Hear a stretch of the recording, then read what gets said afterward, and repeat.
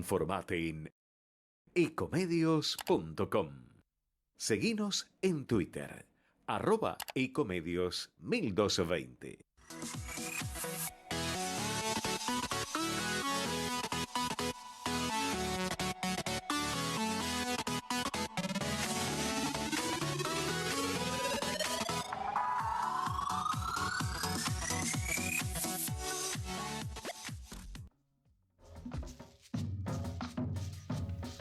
Buenas tardes a todos, otra vez entre ustedes y nosotros, en fecha, 17 de abril 2024, después de tantos años de estar en el aire, el programa del doctor Jorge Enríquez y quien los acompañamos, Lautaro Nieto, suscripto, y el doctor Osvaldo Pérez San Martino. Hoy Jorge está en este momento en reuniones en el Congreso, así que nos ha pedido que iniciemos el programa y que él, si puede, va a integrarse al panel. Mientras tanto, como nota de opinión, ustedes saben, esta semana ha sido una semana con algunas novedades importantes, sobre todo algunas que tienen que ver con los DNU y el DNU del gobierno original y la respuesta de la Corte Suprema, sobre todo al fallo en contra, digamos, del planteo que hizo la provincia de La Rioja, y también tenemos el fallo de la Corte contra el pronunciamiento contra un planteo que había hecho el doctor Rizo, años antes, presidente del Colegio de Abogados. Ayer se hizo nuevamente la elección y volvió a ganar el doctor Gilavedra. Después de 2 años de gestión, ahora fue ratificado por la mayoría de los abogados, que tuvimos que ir a votar ayer, día 16 de abril, y por amplia mayoría ganó el doctor Gilavedra, ratificando su gestión. Y volviendo al tema de los dos fallos de la Corte, nosotros queríamos que el doctor Osvaldo Pérez San Martino nos dé su opinión. Apenas lo tengamos al aire, le vamos a preguntar justamente qué opina acerca de estos dos fallos, que nos dé su visión y su explicación, su escueta explicación jurídica, ¿sí? Acerca de qué se trata esta cuestión y por qué se resuelve de la manera que se resuelve, ¿no es cierto? Más adelante vamos a tener una nota con el ex senador Miguel Ángel Toma, un hombre que además de ser senador, ocupó altísimos cargos públicos durante los gobiernos del doctor Menem, y también el doctor Toma, que es un experto en cuestiones de Medio Oriente, nos va a hablar un poco acerca de también otra cuestión súper importante que tiene en vilo a medio mundo, que es, ¿no?, la respuesta de Irán y cuál será la respuesta de Israel, los ataques, ¿no?, de la República Islámica de Irán contra Israel. Estamos, medio mundo, ya digo, están expectantes de qué va a pasar, ¿no? Si esto se incrementan las agresiones, ya el mundo se está pronunciando sobre lo peligroso de esta situación, veremos qué pasa si como dice Putin o como dice el presidente americano Biden, si esto crece podría ser una cuestión de ribetes muy, muy peligrosos. Acá lo tengo a Horacio conmigo, que también va a colaborar en el programa de hoy. ¿Cómo estás, Horacio? Todo bien, te quería avisar que tenemos ya en línea a Osvaldo San Martino y que Jorge está demorado, pero va a estar llegando. Entonces le damos la bienvenida a Osvaldo. No sé si me escuchás, Osvaldo. Sí, hola, ¿cómo te va? ¿Qué tal? Buenas tardes. Hola, Osvaldo, ¿cómo te va? ¿Qué tal, Osvaldo? No sé si escuchaste la introducción. No, perdóname, recién me estaba conectando. No hay problema. Le decíamos al público que nos escucha que te queríamos consultar sobre, digamos, algunas cuestiones que pasaron esta semana fundamentales, algunas que ya más o menos seguramente la vas a tener presente, que son los fallos de la Corte Suprema, tanto contra la presentación que había hecho la provincia de La Rioja como la que hizo el doctor Rizo, expresidente del Colegio de Abogados. Sí. Mira, yo creo que no hay que darle mayor importancia. Me extraña que La Nación en la tapa de hoy le dedique el principal titular y lo califique como un gesto de la Corte hacia el gobierno. Porque en realidad era algo obvio que la Corte iba a fallar de esa manera, porque si algún respeto mínimo tiene por sus propios precedentes, no podía hacerlo de otra forma. En este caso, la Corte no se pronunció sobre el fondo de la cuestión, no se pronunció sobre si el decreto, el DNU 70/2023 era constitucional o no, sino simplemente dijo que en esos dos casos no había, valga la redundancia, caso, si no había caso, causa o controversia, como es el lenguaje de la Corte, porque se trataba de planteos abstractos, ¿no? En un caso, el gobernador de la provincia de La Rioja demandaba la inconstitucionalidad de ese decreto, y en otro era Jorge Rizo, creo que a título personal y como presidente de una agrupación de abogados que se llama Gente de Derecho, que nosotros conocemos bien, pero el público en general no tiene por qué conocer.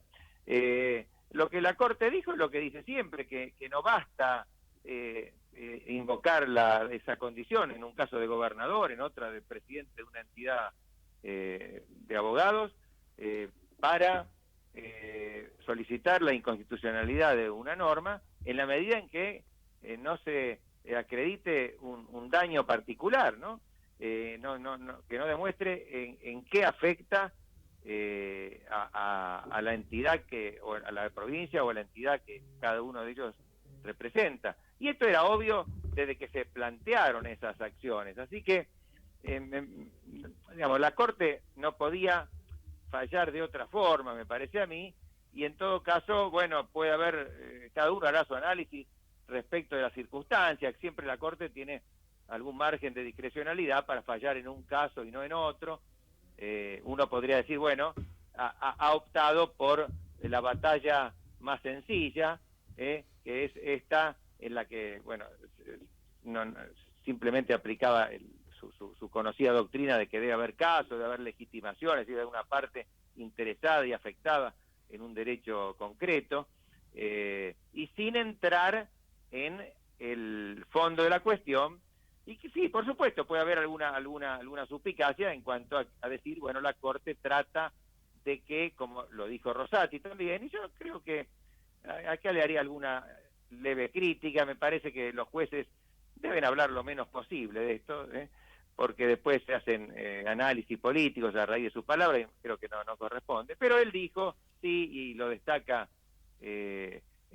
hoy creo que La Nación también, en alguna oportunidad hace un tiempo, que la Corte daba tiempo a los poderes políticos para que estos decretos de urgencia se analizaran primero en el ámbito político, y luego, bueno, transcurrido un tiempo razonable, actuaría la justicia. Así que, digamos, no le daría una excesiva importancia a estos fallos, que no adelantan, a mi modo de ver, ningún criterio respecto de lo que determinarán respecto de la constitucionalidad o no del decreto 70, que, digamos, que probablemente no lo van a analizar en su conjunto. Va a haber acciones particulares. Por ejemplo, hay un capítulo laboral, ahí me parece que hay una acción, no sé si de la CGT o de algún gremio en particular. Bueno, ahí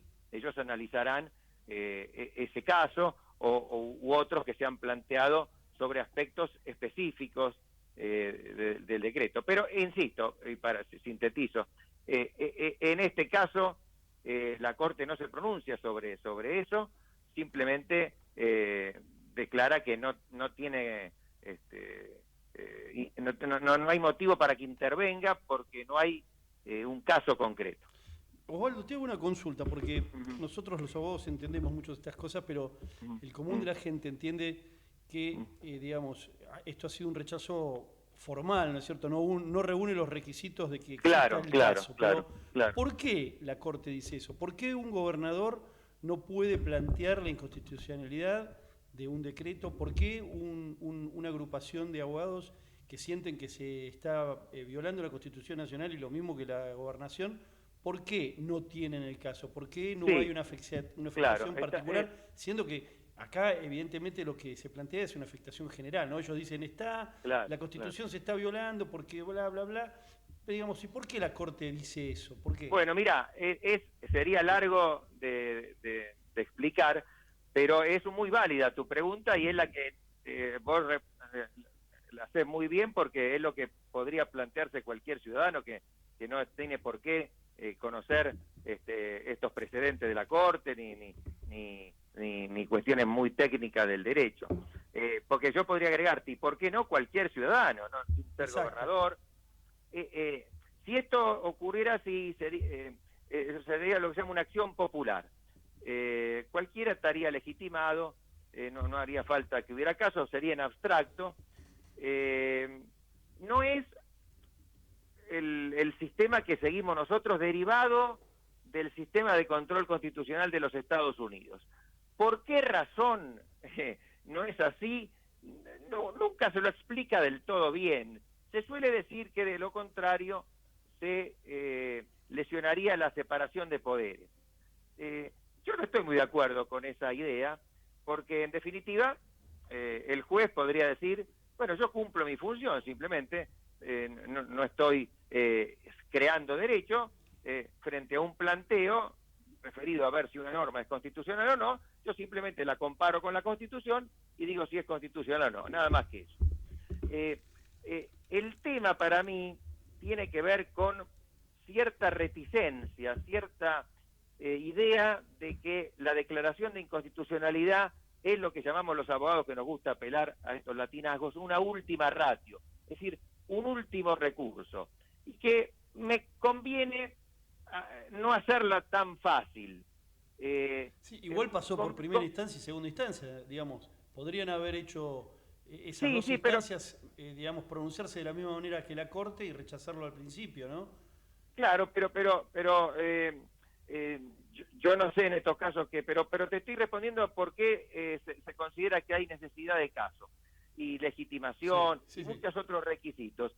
En mi opinión es que, digamos, se le acuerda a los poderes políticos al sancionar las leyes, al dictar los decretos, una cierta deferencia, y por lo tanto se trata de que no sea demasiado fácil que se declaren las inconstitucionalidades. Entonces les ponen estos obstáculos, y en definitiva se trata de que los jueces solo actúen en casos concretos en los que haya un litigio sobre intereses específicos, de que haya bilateralidad, que haya dos partes, porque si no se cree que esto denaturalizaría la función de los jueces. Ahora, esto es, digamos, yo veía en Twitter a un constitucionalista hoy que criticaba la decisión de la Corte, decía que esto antes no se exigía. No, siempre se exigió. Inclusive hay un precedente muy famoso en los Estados Unidos, apenas instalado el primer gobierno,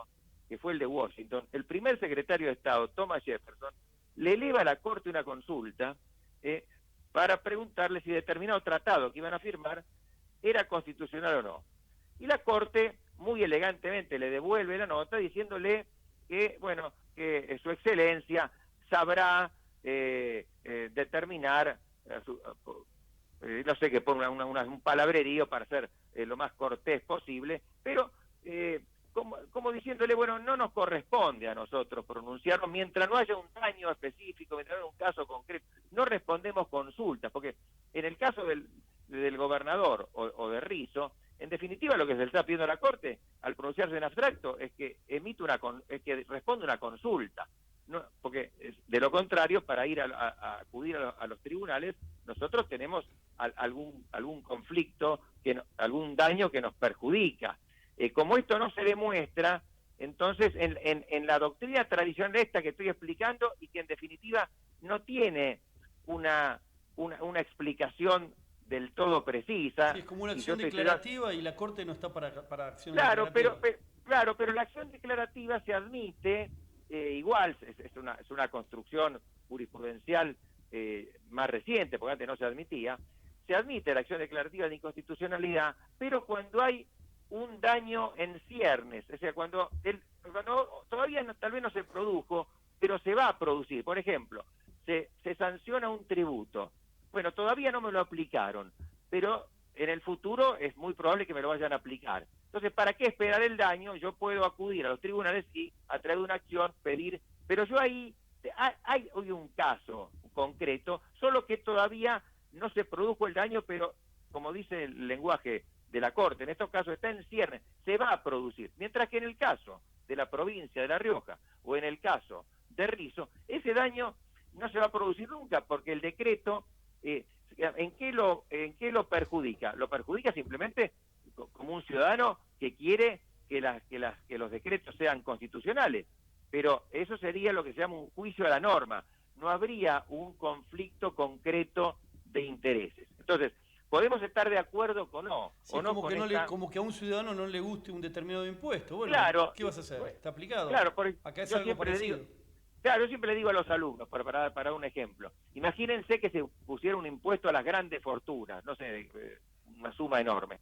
Bueno, yo, lamentablemente, no voy a poder demandar su inconstitucionalidad, porque a mí no me va a alcanzar. En cambio, una persona millonaria sí. Y yo igual, digamos, como ciudadano puedo querer que todas las leyes, todos los decretos sean constitucionales, y yo haría un bien por la República instando a los jueces a que así lo declaren. Pero bueno, podemos estar de acuerdo o no con los fundamentos que se dan, pero este ha sido siempre nuestro sistema de control de constitucionalidad. Es decir, que la Corte en esto no está innovando para nada, está simplemente aplicando sus propios precedentes. Y además, precedentes, como lo decía recién, derivados del país cuyas instituciones adoptamos, y en particular ella resuelve sobre casos concretos, sobre daños concretos producidos. Exactamente. Sobre un litigio concreto, no sobre uno que concreto, podría... Inclusive, perdóname, autor, que sea actual el daño, porque a veces pasa que lo era en un momento y después, por alguna razón, el conflicto se solucionó. Entonces, ¿qué dicen ahí los jueces? Les gusta mucho esta frase: la cuestión ha devenido abstracta, con lo cual se libran de opinar sobre el fondo. O cuando todavía se va a producir, pero todavía no se produjo, dicen, bueno, el planteo es meramente conjetural. Es decir, hay un punto de maduración. O sea, no puede estar la manzana ni muy verde ni podrida. Sí, además no pasó ni siquiera el año, ¿no es cierto?, que otorga la Constitución para declarar, digamos, para declararlo al decreto como confirmado, digamos, si bueno, en la legislatura no hay... no hace nada, ¿no? Si el Congreso no opina, por la ley, digamos, el decreto quedaría aprobado, ¿no? En la Ciudad de Buenos Aires es al revés. Acá hay que, en la Ciudad de Buenos Aires hay que aprobarlo dentro del año, si no queda rechazado. No, pero no hay ningún plazo, no hay ningún plazo de un año. Lo que dice la ley, y que yo creo, y ahí habría que plantear la inconstitucional, ya lo hemos hablado muchas veces con Jorge, esto, la ley 26.122, simplemente establece que una vez dictado el decreto de necesidad de urgencia, está en vigencia desde su propio dictado y solo deja de tener efecto, deja de tener vigencia, queda derogado si lo rechazan expresamente ambas cámaras del Congreso. Pero no les fija ningún plazo, ese es el problema. Ojalá fijar un plazo, porque eso daría seguridad jurídica, tendría que ser un plazo corto, y el efecto tendría que ser el inverso, como pasa en la Constitución de la Ciudad de Buenos Aires. Si a los 30 días de dictado el decreto, la legislatura no lo aprueba, no lo ratifica, el decreto cae. Eso sería lo más republicano, pero no es lo que establece la ley actual. Con lo cual, bueno, queda abierta. El decreto sigue en vigencia, fue rechazado por el Senado, pero si no lo rechaza la Cámara de Diputados, puede seguir en vigencia durante muchos años. O sea, vos entendés que todas las normas del decreto ese por ahora están en vigencia. No, están sin duda. A ver, y se deben aplicar, además, y se deben aplicar. Sí, lo que pasa en algunos casos es que ha habido algunas medidas cautelares que suspenden ciertos aspectos para las partes que demandaron esa suspensión. En algunos casos puede ser muy amplio, si lo hace alguna entidad que tiene una legitimación muy amplia, pero salvo esas medidas cautelares, de acuerdo a lo que dice la ley... Laboral, ¿no? Que la CGT, no me acuerdo cuál es, digamos... Sí, me parece que la CGT... Exacto. Sí. Yo creo, digamos, yo no estoy de acuerdo con lo que dice la ley, yo lo legislaría de otra forma, pero la ley dice eso, y en la medida en que no se lo declare inconstitucional o se lo modifique la ley, hay que entender que el decreto sigue en vigencia mientras no sea rechazado expresamente por ambas cámaras. Perfecto. Perfecto, clarísimo. Así Muy claro, que, es realmente un profesor de lujo, porque no solo sabe, porque vos podés saber No, mucho, a veces pero saber explicar demanda también. es otra materia. Claro, pedagogía. no, pero en este caso ¿Cuáles son las en materias este que hay que caso, estudiar para poder ser profesor, como, digamos, con ciertos, no solamente con conocimientos, sino Claro. con la capacidad para transmitir? sí, igual en este caso la pregunta tuya, el autor, era muy pertinente, porque les manifiesto que mi perplejidad en el sentido de que no hay para mí ninguna explicación muy categórica que diga por qué este sistema tiene estos efectos, en cuanto a que necesita caso. Bueno, hay muchas explicaciones, a mí no me convence casi ninguna. Yo creo que es Coincido con vos, porque se trata de que sea, a ver, hace unas décadas se usa en los Estados Unidos, luego entre nosotros, una expresión que dice que la declaración de inconstitucionalidad es contramayoritaria. ¿Qué quiere decir? Que como se entiende que la ley sancionada por el Congreso representa al pueblo, representa a la mayoría del pueblo, por lo menos a la mayoría de los representantes, entonces cuando esa ley es declarada inconstitucional, lo que los jueces hacen es una declaración contramayoritaria, van contra la mayoría.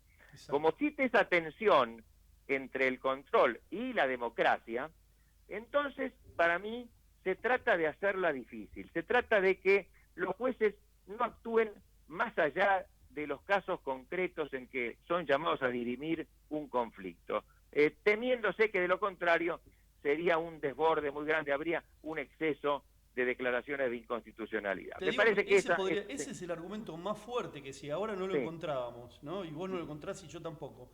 Se me ocurre que eso que estás diciendo, ese es el argumento más fuerte, sí, ¿no? es lo que yo creo. Yo cuando lo explico en clase... Lo que pasa es que, claro, hay que explicarlo de esa manera, y en los fallos, tal vez, no sé si en este fallo, porque no lo leí completo, capaz que lo expresa, pero si no deberían hacerlo. No, ningún fallo dice esto, Claro, jamás ningún fallo... sin embargo, deberían expresarlo, porque justamente una de las cosas para mantener el equilibrio es que, imagínate que cada vez que el Poder Judicial saldría, a entorpecer, a los otros poderes, ¿no es cierto? Entonces, está bien, que la Corte diga, yo voy a esperar que se expidan, por ejemplo, podría decirlo, voy a esperar que se expidan en la Cámara de Diputados y la Cámara de Senadores, hasta que no lo hagan, lo que pasa, como esto es contra mayoría, como decís vos, no lo voy a hacer.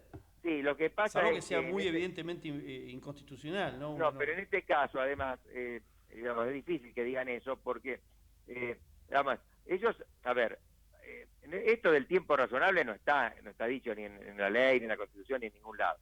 Entonces, es una cuestión prudencial, pero no pueden esperar tampoco demasiado, porque de lo contrario sería, esquivar su propia responsabilidad. Yo creo que van a esperar algunas semanas más, ¿no?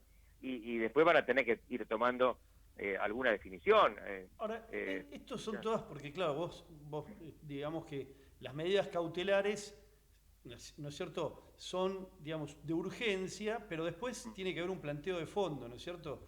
Yo me imagino que estos planteos cautelares habrán sido acompañadas con el planteo de fondo, porque si no, realmente es... Yo he visto algunas medidas cautelares que se han aplicado a lo largo de mi carrera profesional y después jamás se hizo la medida de fondo. Y el juzgado se mantuvo con la cautelar, cercenando derechos. Realmente lo he visto un montón de veces, para mí con un error increíble, ¿no? Pues el señor juez, ¿y qué pasa con la medida de fondo, con la acción de fondo? ¿Y usted sigue manteniendo la cautelar? ¿Cómo es? Sí, sobre todo cuando son medidas, digamos, autosatisfactivas, ¿no? Medidas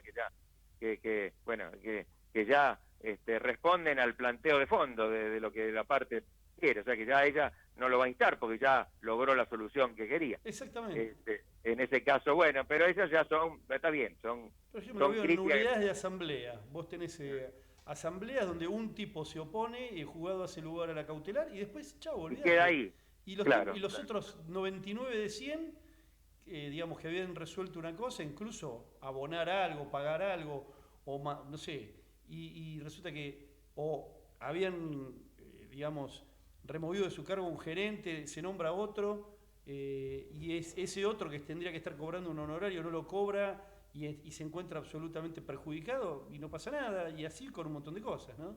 Claro, claro, claro. Y bueno, sí, son a veces defectos de nuestro sistema procesal y, digamos, a veces defectos de la actuación de los jueces mismos, ¿no? Pero bueno. Osvaldo, si te parece que sería bueno si tenés una reflexión del artículo que escribió, breve aunque sea, el doctor Enríquez sí, Jorge, en el diario, Jorge en el diario Clarín, respecto del tema del debate que se armó a partir de las declaraciones del diputado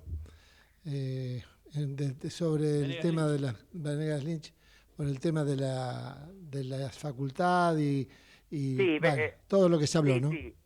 Sí, ahora tratando de recordar exactamente cuál era la frase de Venegas Lynch.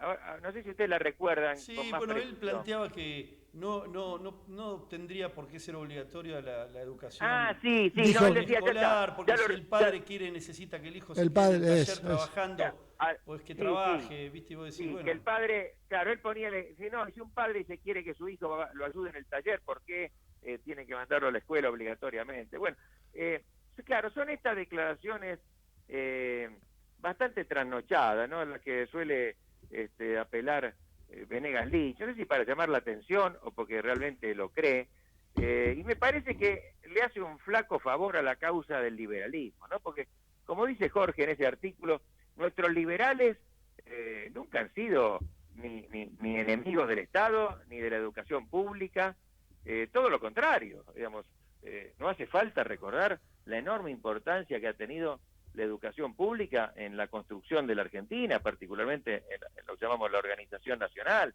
a partir sobre todo de las ideas de Sarmiento.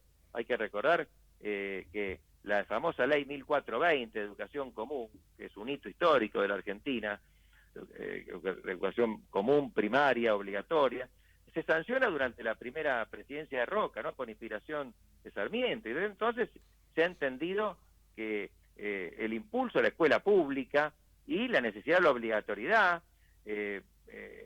a nivel primario, que más adelante se extendió al nivel secundario, era fundamental porque, digamos, los niños, los padres no pueden hacer lo que quieren con sus hijos, como en este ejemplo del señor que tiene un taller.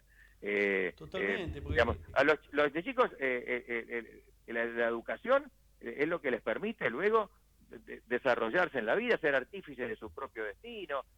Justamente es una garantía de la libertad, poder educarte para prepararte para ser libre, ¿no? Y si vos no lo mandás a estudiar, ¿qué herramientas le das para que sea libre?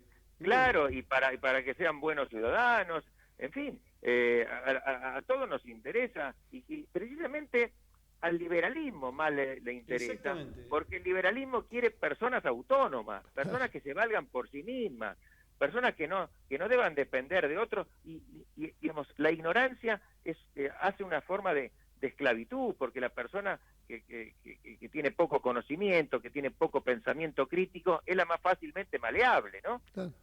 A los sistemas totalitarios es a lo que le gusta personas poco educadas. Por lo tanto, me parece que, digamos, ellos tienen que entender que la gente no los votó porque pertenezcan a una determinada escuela económica que pocos conocen. Los votó para que ordenen los grandes desarreglos macroeconómicos de Argentina, que bajen la inflación, todo lo que se haga en ese sentido será apoyado por la gente. Y tampoco para que desaparezca el Estado, ¿no? Porque el Estado, claro, los liberales lo construyeron en Argentina, crearon todas las instituciones, para que el Estado garantice las libertades individuales. No lo hicieron desaparecer. Con la desaparición del Estado es la anarquía. Es la anarquía y es la desaparición de las libertades en la mano del más fuerte. Es al revés. El Estado tiene que estar para equilibrar, ¿no? Pero oíme, esto es Hobbes. Esto ya es 1600 y pico. Ya fue teorizado sin Estado, ¿qué hay? No hay derechos. Hay guerra civil permanente, la guerra de todos contra todos, la ley del más fuerte. Exactamente. Pero parece mentira que tengamos que volver sobre esto. Claro que lo que no queremos es un Estado elefantiásico, un Estado bobo, un Estado que cumpla tareas que pueden hacer los privados, que entorpezca, que cree inflación, que cree un exceso de impuestos. Eso no lo queremos, pero el Estado es imprescindible y hay ciertas funciones que son indelegables del Estado, como por lo menos en su aspecto esencial, como la educación. O sea, no es que no pueda, por supuesto que está bien que haya escuelas privadas, pero el Estado no puede delegar su responsabilidad final sobre el tema educativo. Entonces, digamos, me parece a mí, además, a ver, yo introduzco otro tema que no está, creo, en el artículo de Jorge, pero me parece también grave en este momento. Estamos asistiendo a un serio desfinanciamiento de la universidad, ¿no? De la universidad pública, de la UBA particularmente. Bueno, yo tengo montones de críticas sobre el funcionamiento de la UBA y todas las podemos tener. Ahora, no podemos de un plumazo por voluntad de una persona someterla a una asfixia económica porque la UBA, además de profesores, de sueldos de personal, tiene hasta hospitales, claro, tiene centros de investigación. O sea, digamos, se ha prorrogado, porque no se aprobó el presupuesto, se ha prorrogado el presupuesto anterior, pero en términos nominales, o sea que la misma plata que había para el año pasado hay para este, con una inflación que se fue de cuánto. Osvaldo, te sí. interrumpo porque justo Sí. esto lo escuché ayer en la televisión y después lo consulté. Se lleva gastado, consumido del presupuesto que vos bien decís que es histórico, o sea, es la repetición del año pasado. A esta altura se pasó al 75% del presupuesto del año y estamos en abril. Con lo cual, si no se hace algo y le dan una partida de algún lado, no sé cómo va a funcionar el mes que viene o el otro. Bueno, pero tengamos cuidado con esto, porque y encima, ¿por qué? Por la voluntad de una persona, porque Claro. si el Congreso quiere, bueno, puede cerrar la UBA un día, pero digamos, en todo caso habrá que ver qué hacemos con todas las personas. Hay miles y miles de chicos estudiando, Es una locura. hay profesores, hay médicos, hay hospitales, hay digamos, el famoso claro hospital que de hay que clínicas, ¿no? Que mucha racionalizar gente no sabe que el hospital de clínicas depende de la universidad y es el Pero centro claro, donde van los alumnos de la Facultad de Medicina de la UBA, estudian. 5 hospitales hay. Hacen en el hospital de clínicas, hacen sus prácticas, ¿no? Sí, y además atiende a muchas personas y sobre todo atiende a personas más necesitadas. Entonces, bueno, tengamos cuidado con esto. Claro que por supuesto hay que racionalizar el gasto, todos estamos de acuerdo, quizá hay un exceso, pero no se la puede someter de un plumazo del día a la noche a la falta completa de recursos, porque esto va a provocar serios problemas y ya estamos viendo ahora que en el hospital de la Facultad de Medicina con las luces apagadas, me desea mi hija que en la Facultad de Derecho donde estoy estudiando también, digamos, el que pasa en el hospital de clínicas entonces con esto, ¿no? Realmente bueno, el hospital de clínicas lamentablemente para los que nos ha tocado hace unos años tener que recorrerlo por alguna razón, hay una diferencia con lo que era hace 10 años, lo que era hace 20 y lo que era hace 30. Claro. Ratas por todos lados. No hay personal de camilleros, los camilleros están en huelga constante, no sé por qué, hay 2 camilleros, y vos ves que en 36 horas un médico es el camillero y es el que está de guardia, y 36 horas después lo ves en el hospital y sigue llevando la camilla al médico. Sí. Vergonzosa. No, pero por eso digo, no quiero aparecer como que estoy justificando cualquier cosa, pero esos problemas que vos decís se van a agravar de esta forma. Absolutamente. Claro. Entonces, me parece, seamos todos responsables, veamos la forma de racionalizar los gastos, pero no condenemos a la muerte a la Universidad de Buenos Aires, porque digamos, ¿cuál es la salida a esto? Yo no la veo. Me parece que como en tantas cosas, lo estamos viendo con el tema prepagas, por ejemplo, me parece que el gobierno saca pecho y después va a tener que recular. Porque no veo otra posibilidad. Lo que pasa es que, a ver, esto se une además, no es solamente una cuestión de reducción del gasto, por varias declaraciones del presidente, él tiene una idea de la universidad pública como que fuera un nido de comunistas, un centro de adoctrinamiento. A ver, la universidad pública es muy diversa. Hay algunas universidades en las que domina un pensamiento y en otras, como la que yo conozco, que es la Facultad de Derecho de la UBA, que es de lo más plural, y vos podés, como alumno, anotarte en diversas cátedras, en la comisión, y vas a tener un profesor de ideas progresistas, otro de ideas conservadoras, y vos podés elegir. Pero él tiene esa idea preconcebida de que toda la educación pública es perversa. Y entonces me parece que esto que hace con el presupuesto de la UBA está vinculado a esa visión que él tiene. Entonces, es peligroso porque entonces no se trata simplemente de una cuestión económica. Es ideológica. Es una cuestión ideológica, pero falsa, aparte. Pero él no pisó la universidad pública también. Claro, él tiene una idea. Fue al Copelo en la primaria y secundaria y después pero fue... Tiene, no claro, sé si la primaria idea, hizo en el Copelo también, pero después fue al Belgrano, así que no conoce. Pero tiene una idea preconcebida muy equivocada, por eso que vos decís muy bien, creo que no conoce la realidad. Mira, yo muchas veces lo comparo con el Quijote, pero no en el buen sentido. ¿Quién es? Alonso Quijano, este Hidalgo, venido a menos, que se la pasaba leyendo novelas de caballería, ese era su mundo.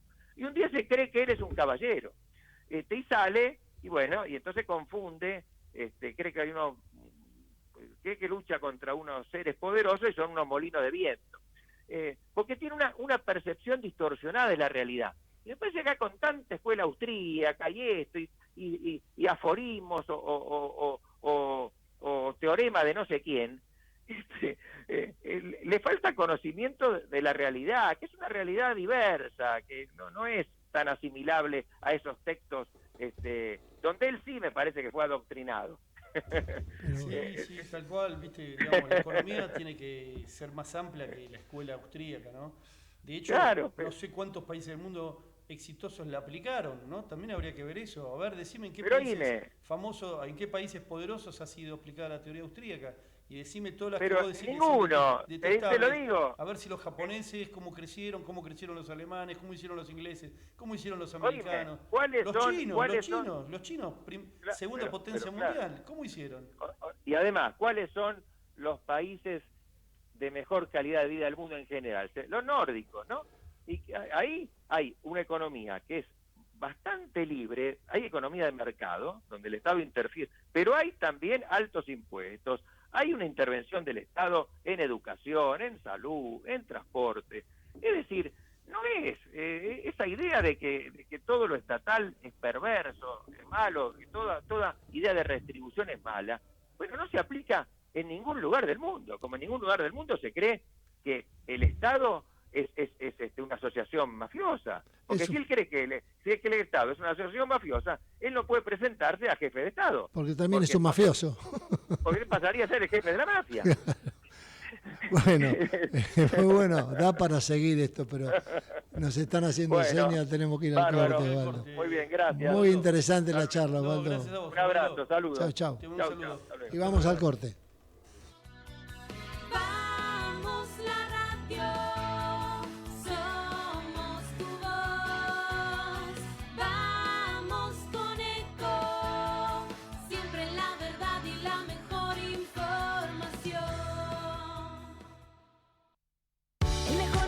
Te espera, elegí las clases que quieras. En UNFIS vamos a cuidarte. En UNFIS venimos a encontrarte. ¿Cómo prevenir dengue, zika y chikungunya? Sin criaderos no hay dengue. Limpia tu patio de objetos que acumulen agua. Elimina agua estancada de recipientes. Reemplaza con tierra o arena el agua de tus flores. Tapa los tanques de agua y cisternas. Tira y perfora llantas para que no acumulen agua. Limpia floreros y bebederos. Recordá, sin criaderos no hay dengue. Intendencia Menéndez. Informate en ecomedios.com. Seguinos en Facebook, Ecomedios Live.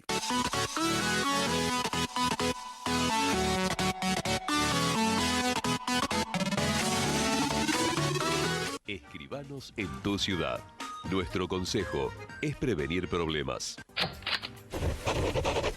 Colegio de Escribanos de la Ciudad de Buenos Aires. Consejo Federal del Notariado Argentino. El Colegio Profesional Inmobiliario auspicia este programa. Colegio Profesional Inmobiliario, cada vez más profesionales. ¿Conocéis los planes de salud de Andar, la obra social de los viajantes vendedores? Planes para empleados en relación de dependencia, monotributistas y particulares. Solicita un asesor comercial al 0810-345-0184.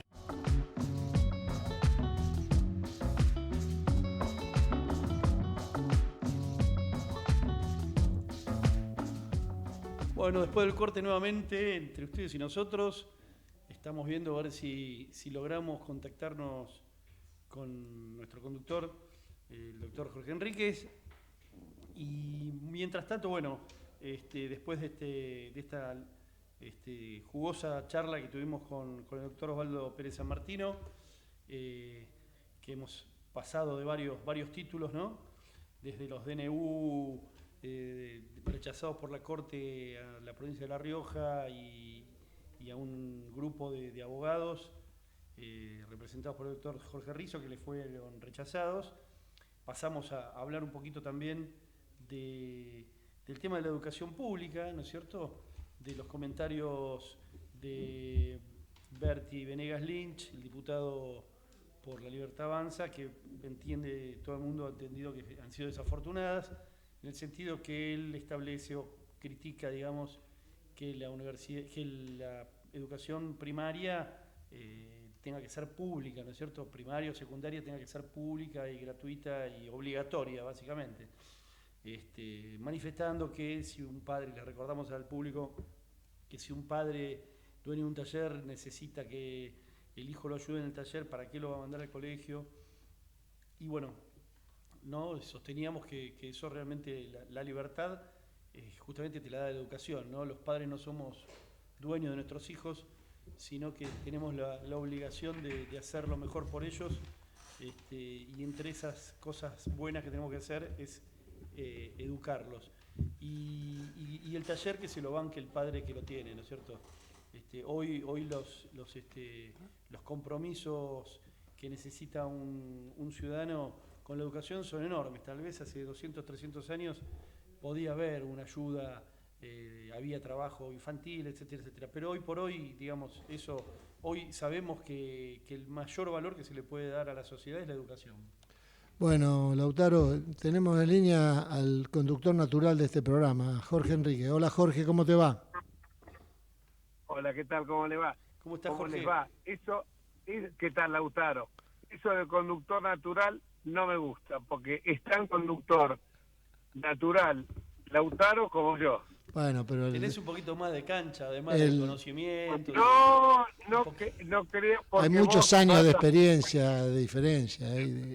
Bueno, los años van forjando cosas, ¿no? Van forjando, pero este joven Lautaro Nieto está haciendo un curso acelerado. Por supuesto. De periodismo, porque lo veo cada programa, cuando estoy con él, cuando lo he escuchado, lo veo más suelto, mucho más aplomado, y el curso lo está haciendo más rápido que yo. Eso que yo hice en su momento. Me falta empezar a hacer chistes, Jorge, tener un poco más de humor, pero bueno. Pero eso hay que irme echando. Pero si bueno, no eso te lo da, como decís vos, la cancha, los años. Vos tenés esa forma histriónica a veces de contarnos las cosas que se hacen muy llevaderas, muy graciosas, muy simpáticas. Es una realidad. Vos también, no te quedas atrás. Bueno, qué suerte que te pudimos enganchar para el final del programa. Parece un jardín porque nos estamos tirando flores, ¿no? Sí, pero claro. Entiendo de mi parte, sé que de la tuya también, no es elogios inmerecidos, por lo menos de mi parte. Y de la nuestra, por supuesto, también, obviamente. Tampoco, bueno. Cuéntenme, porque por lo que recién, Jorge, estuvimos con Osvaldo Pérez San Martino hablando acerca de las dos fallos de la Corte, rechazando tanto la medida cautelar solicitada por la provincia de La Rioja como la del doctor Rizzo. Bueno, nos explicó muy bien cuál es, digamos, el fundamento del rechazo. Yo le pregunté, digamos, porque no había caso, y bueno, después le digo, ¿pero qué significa que no haya caso? También lo explicó muy bien, muy claramente Osvaldo. Y después pasamos a los comentarios de Berti Venegas Lynch, el diputado de La Libertad Avanza, que bueno, nos sorprendió con ese título de que ¿para qué vamos a mandar al colegio a un chico si el padre lo necesita en el taller? ¿No? Y que bueno, generó tu tan importante nota que sacó el diario Clarín, ¿no es cierto? Así que bueno, que estábamos un poquito con ganas de que te explayes un poquito más acá, ¿no? Bueno, digamos que el rechazo fue medio unánime, porque casi toda la sociedad se expresó, incluso del lado de La Libertad Avanza, frente a este disparate. Nosotros entendemos que cuando se impuso la educación obligatoria, en la época siendo presidente Julio Argentino Roca, la ley 1420, eso se hizo básicamente porque se quería que los chicos, al obligarlo a los padres, porque no nos olvidemos una cosa, convenciones internacionales, constituciones, incluso como la Ciudad de Buenos Aires, consagran el derecho de los padres a educar a los hijos de acuerdo a sus preferencias y convicciones, pero hablan del derecho de los padres a educarlos de acuerdo, pero no dice el derecho de educarlos o no. Entonces me parece que y cuando se cómo educarlos, no de no educarlos, ¿no? Exactamente. Educar de acuerdo a tus preferencias. Si vos lo querés enviar a un colegio religioso, por ejemplo, en el caso tuyo, a tus hijas, la envías a un colegio religioso. Si querés un colegio laico, pero tenés la obligación de hacerlo. ¿Y por qué se hizo eso? Para terminar con el trabajo infantil. Fíjate que estamos hablando en los albores del siglo XX, cuando se nació en la 1420. O sea que no estamos hablando... Entonces, si ese señor aparece ahora diciendo nos vas a retrotraer a la etapa de hasta el siglo XVIII, al siglo XIX, en el siglo XX se decía esto, era porque querían evitar el trabajo, obligaron a los padres a que incluso no existiera la explotación infantil. Esto hay que resaltarlo. Ahora, cuando dice esto, evidentemente, ¿qué es lo que quiere? Una sociedad de incultos, ¿qué es lo que quiere? Transformarlo a los chicos que sean exclusivamente, que aprendan un oficio y toda su vida, como pasa en muchas culturas orientales, como el caso de la India, o el caso de la China, que el padre fue talabartero, el abuelo fue talabartero, el nieto fue talabartero y el bisnieto exactamente talabartero. ¿Queremos eso o queremos una movilidad social ascendente? Creo que vamos hacia esto. Absolutamente, y ¿no? la, Inexplicable. Y la libertad es esa.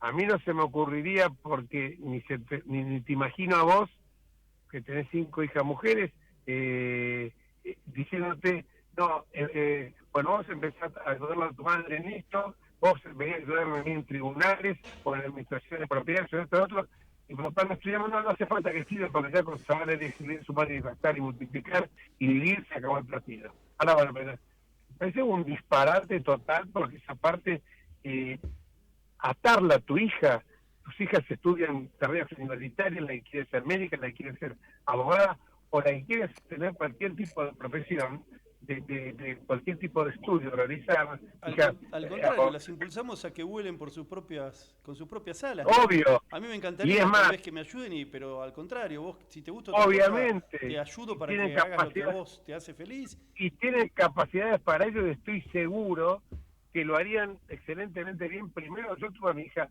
cuando tenía 19 años de secretaria, y era brillante, la mejor secretaria que vos, pero como me ayudaba y era tan bien, hasta por una razón, es un egoísmo brutal el que tienen de decir esto. Porque estoy seguro que una hija tuya, porque aparte convivía conmigo, como en el caso de tus hijas, o sea que le podría decir, te acordate mañana cuando vayamos a la oficina que me tenés que hacer acordar esto y esto. Para vos te fijas, esto me parece una locura. Como también me parece una locura lo que dijo el diputado Giacometti, diciendo que los que van a la universidad pública no podemos votar la cosa. Hay nada más en contra de los que preconizamos el pensamiento crítico de decir esto. Si vas a la universidad pública, no lo podés votar a mi ley. ¿Cómo? ¿Quién me va a imponer lo que tengo que votar? ¿O dentro de qué andariveles me tengo que mover yo para honrar a la universidad pública? Y esto se comparece con otra cuestión, que hoy se está en tela de juicio si la universidad debe ser pública debe ser gratuita o no. Y yo ahí tengo algunas diferencias. Cuando hablaba Roca, la 1420, hablaba de la educación primaria, que luego por leyes posteriores Se extendió. por leyes ya de este siglo, se extendió a la secundaria con obligatoriedad, pero no habla nunca de la obligatoriedad de la universidad, Gratuita. ¿cómo se llama? De la universidad, de la obligatoriedad de ir a la universidad, porque justamente si te imponen la obligatoriedad es porque tiene que ser gratuita, ¿entendés? Si te está imponiendo la obligatoriedad, bueno, no tengo recursos, pero tiene que ser gratuita, pero la universidad no es obligatoria, y entonces es porque puede ser gratuito o no. Pero vos fíjate una cosa, yo estoy de acuerdo que haya una universidad pública que sea para los sectores más vulnerables, y esto no es estigmatizarlo, esto es cumplir con el apotegma de la igualdad de oportunidades. Yo te doy la igualdad de oportunidades, pero si vos tenés una capacidad contributiva, no puede ser chicos que han ido en el colegio secundario, colegios ingleses, a colegios muy caros de un alto nivel privado, que después vayan a la universidad pública sin pagar nada. Y si no, que existan, porque pueden no pagar nada, pero para eso están las becas de honor, están lo que pueden competir para, por ejemplo, obtener un premio que le permita pagar menos. Bueno, en fin, una serie de todas las universidades del mundo. Agregarle los estudiantes extranjeros, ¿no? Que tampoco pagan un centavo. ¿Sabes una cosa? Cuando yo digo que has avanzado mucho en esto, pero sacaste la boca. Era lo que yo te iba a decir. La pregunta que venía de cajón, estuviste vos en boca tuya, lo que acabas de decir vos, pero es tal cual. Los estudiantes que vienen a nutrirse en nuestras universidades para después volver a sus países de orígenes con lo que han aprendido en la Argentina. Esto es otra locura, claro. Pero yo creo que... Pero vos fíjate que ni en el fútbol pasa, ¿no? Porque vos fíjate que están las leyes mundiales que establecen que si un jugador lo preparás acá, cuando va a jugar al extranjero, el club que lo preparó tiene un derecho de formación. De formación y de formación. Entonces vos decís, bueno, fenómeno, vos no me pagás nada. ¿Pero te vas a quedar en Argentina? No, me vuelvo a Ecuador. Ah, bueno, entonces le paso la factura al gobierno de Ecuador y más vale que me la paguen, ¿no? Seguro. Esto pasa lo mismo con los famosos charters para operaciones de cataratas o operaciones de trasplante de córnea. Venían los charters de Paraguay para operarse en el Santa Lucía o en el Agles. Entonces...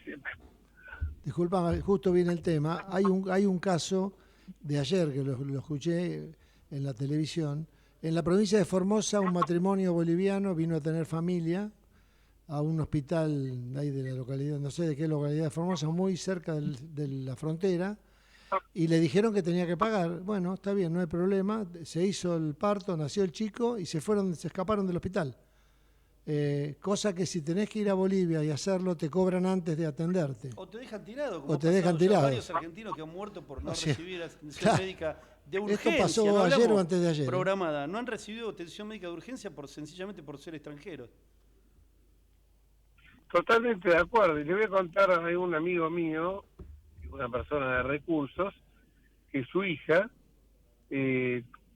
tuvo 7 hijas, todas mujeres también, y su hija, una de ellas, se fue con el marido por el mundo. Ella, 2 artistas eran. Quedó embarazada, en Los Ángeles la atendieron, tuvo una eclampsia, hicieron el parto, nació la hija y ella falleció por la eclampsia en el parto. En un hospital público que por supuesto la atendieron porque era un parto prematuro, un parto de emergencia, fue una situación de emergencia.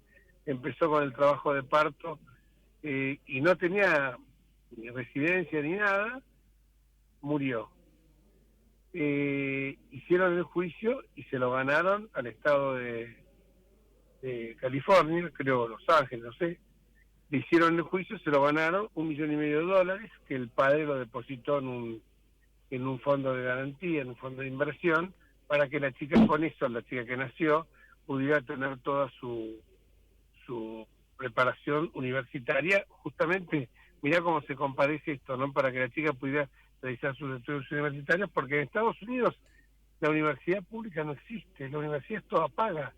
Y acá tendría que ser igual. ¿Qué le hace a un estudiante si tiene que pagar una cuota, aunque sea mínima, para sostener la O sea universidad? que hay Por eso universidades estatales en Estados Unidos, pero tenés que pagar. Estatales, las privadas y las estatales. En las estatales también Exactamente. conseguís, te pueden dar préstamos, los bancos dan préstamos y se los tenés que devolver, nada más. O sea, te allanan, no es que te impiden trabajar o estudiar. Exactamente, o sea, te dan en el camino. Pero bueno, eso, lamentablemente, acá nos manejamos siempre con que todo es gratuito, porque decimos, nadie lo paga, y al final lo terminamos pagando todos. Al final terminamos con 177 tributos entre nacionales, municipales y provinciales, ¿no? Entonces creo que eso es. Y bueno, esto es lo que uno y pasa, bueno, y con el tema de la salud, no toquemos el tema de la salud, con lo que está sucediendo ahora. Y ayer me pareció un personaje tan triste, tan patético, Velocopit, tartamudeando. Parecía un pollo mojado, dicen en el campo. Un pollo mojado, pero aparte, ¿sabés qué pasa, Lautaro y Horacio? Te das cuenta que estaba mintiendo, no tiene argumentos para la defensa, cuando dice, bueno, después de todo también los peajes aumentaron. Claro. Los periodistas le dijeron a Fioriti y Wiñaski, pero los peajes no es lo mismo que la salud. Salió con algo ridículo.